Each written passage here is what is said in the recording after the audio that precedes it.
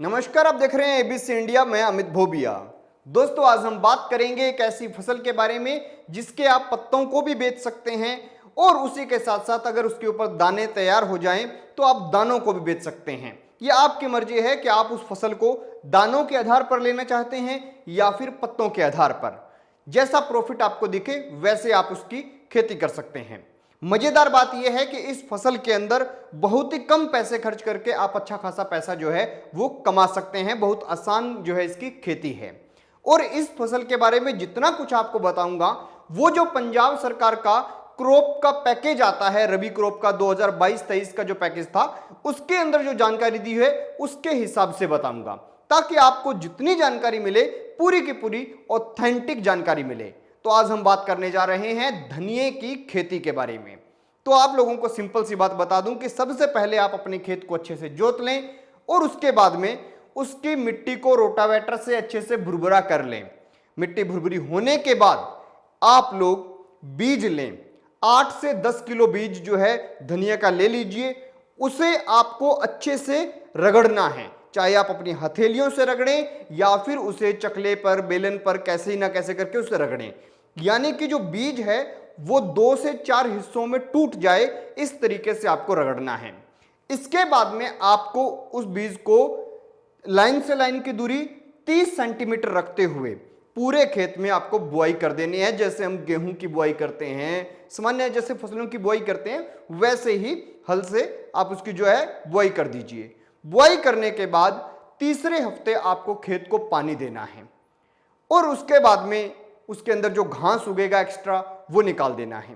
बुआई के दौरान एक बात का ध्यान रखना है कि आपको और कोई खाद नहीं देनी। वैसे आप अपनी मिट्टी की जांच करवा सकते हैं, लेकिन यूरिया जरूर देनी है। 32.5 किलो प्रति एकड़ के हिसाब से यूरिया जो है वो आपको देनी है बुआई के वक्त। और उसके बाद में जब फूल खिले, उससे पहले, फूल लगने की अवस्था आए उससे पहले आपको एक बार उसके अंदर जो है यूरिया जो है 32.5 किलो और दे देनी है छिड़क कर। यानी टोटल 65 किलो यूरिया हमें प्रति एकड़ देनी है। इससे लगभग 30 किलो नाइट्रोजन जो है वो आपकी जमीन को मिल जाएगा।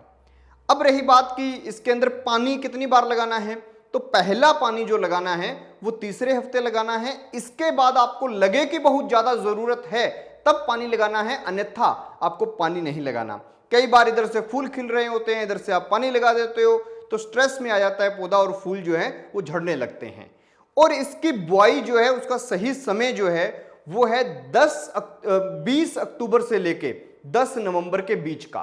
तो 20 अक्टूबर से 10 नवंबर के बीच में आप कभी भी धनिये की जो खेती है वो कर सकते हैं। अब बहुत से लोग पूछते हैं कि इस मौसम में अच्छा रेट है धनिये का, तो धनिया क्या इस मौसम में बो सकते हैं? तो जो लोग मचान विधि से मचान बनाकर उसके ऊपर बेल लगाते हैं, तो अब जिन लोगों ने मचान विधि से बेल वाली फसलें लगा रखी हैं वो उन बेलों के नीचे, या जिनके यहाँ पर किसी भी प्रकार का बाग है वो उन बागों में नीचे जो है वो धनिया लगा सकते हैं। लेकिन अब आप सीधा खेत में लगाएंगे तो धनिये को जो है लगने में थोड़ी मुश्किल होगी। एक बात का और ध्यान रहे, जिस दिन दाना बन जाए धनिये के ऊपर उसे आपको पीला नहीं होने देना कि पूरा सूखेगा तभी उसमें से निकालेंगे, नहीं।